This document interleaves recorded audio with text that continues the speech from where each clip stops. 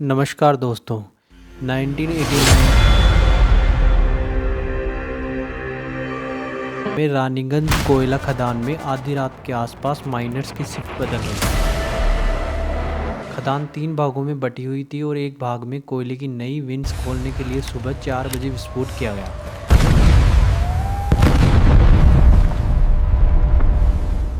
विस्फोट के बाद पता चला कि शाफ्ट से पानी रिस रहा है। माइनर्स को बाहर निकालने के लिए इमरजेंसी ऑर्डर भेजा गया। 3 सेक्शन में से एक सेक्शन का नाम बहरा सेक्शन और उस सेक्शन को लीड कर रहा था एक बहरा माइनर जिसे फ़ोन का सिग्नल सुनाई नहीं दिया। खदान में कुल 232 मजदूर काम कर रहे थे, जिनमें से 161 बाहर आ गए, लेकिन 71 मजदूर नीचे फंस गए। खदान से भागने की कोशिश में 6 माइनर्स डूब गए और 65 माइनर्स नीचे फंस गए। 4-5 दिन हम लोग रह गया। 2 दिन तो हम लोग कुछ ना खाया, ना पिया, ना खाया हम लोग। जसवंत सिंह गिल पास की एक खदान के असिस्टेंट चीफ माइनिंग इंजीनियर थे, जिन्होंने खदान की ओर जा रहे इमरजेंसी वाहन को देखा। यह सब घटना महावीर माइंस में हुई और वो भी महावीर माइंस की तरफ निकल पड़े। वहाँ पर उन्होंने देखा कि वहाँ ऑलरेडी मौजूद ऑपरेशन मेंबर जो इस रेस्क्यू ऑपरेशन को लीड कर रहे थे, जिनका मानना था कि सभी माइनर्स पहले ही मर चुके हैं। महावीर माइन के हेड, जिनका नाम है उज्जवल, उन्होंने रेस्क्यू ऑपरेशन में जसवंत सिंह गिल की हेल्प मांगी। गिल ने खदान के सबसे ऊंचे पॉइंट का सर्वेक्षण करने के लिए एक ड्रिलिंग इंजीनियर, जिसका नाम है बिंदल, उसको बुलाया। 13 नवंबर रात 9:30 पर खदान के सबसे ऊंचे पॉइंट पर उन्होंने 8 इंच का बोरवेल खोदा और माइनर्स को सिग्नल देने के लिए एक टॉर्च को रस्सी से बांध के नीचे की ओर लटकाया। उन्हें पता नहीं था कि माइनर सबसे ऊंचे पॉइंट तक जाने वाले रास्ते में एक ईंट की दीवार के पीछे फंसे हुए हैं और उन्हें टॉर्च नहीं दिखाई दी।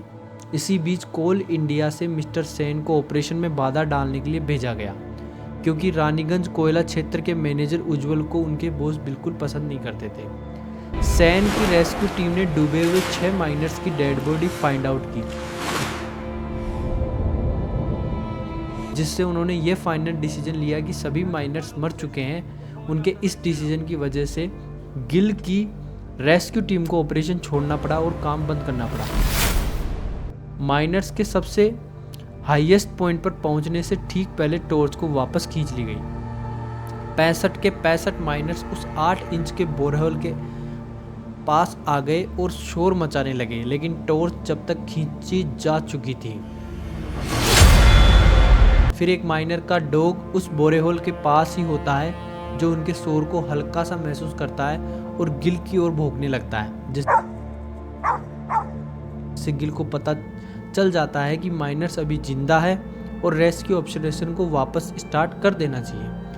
8 इंच के बोरेहोल से खदान में भोजन, पानी और दवाइयाँ भेजी जाती। सारा दिन हम लोग का खाना वहाँ से मिलने लगा पाइप के द्वारा। डेवी लैम्प की मदद से माइनर्स को पता चलता है कि शाफ्ट कार्बन डाइऑक्साइड गैस से भर रही है, जो पानी के साथ साथ उनकी ओर बढ़ रही है। 14 नवंबर सुबह 9:30 के आसपास 21-22 इंच चौड़ा एक बोरहोल पहले वाले बोरहोल के पास किया जाता है और 15 नवंबर दोपहर 1:30 के आसपास बोरहोल कर दिया जाता है। गिल ने 2.5 मीटर लंबा और 17 इंच डायमीटर का लोहे का कैप्सूल डिजाइन किया, जिसका उपयोग बड़े बोरहोल से माइनर्स को एक एक करके ऊपर खींचने के लिए किया गया। कैप्सूल को ऊपर खींचना और नीचे ले जाने के लिए 12 टन की क्रेन की जरूरत थी और वो क्रेन सेन के पास थी।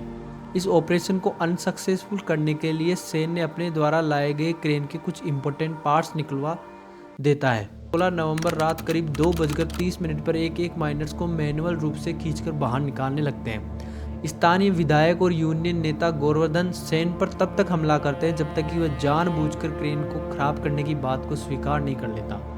दबाव में आकर वह क्रेन को ठीक करवाकर खदान में मंगवाता है।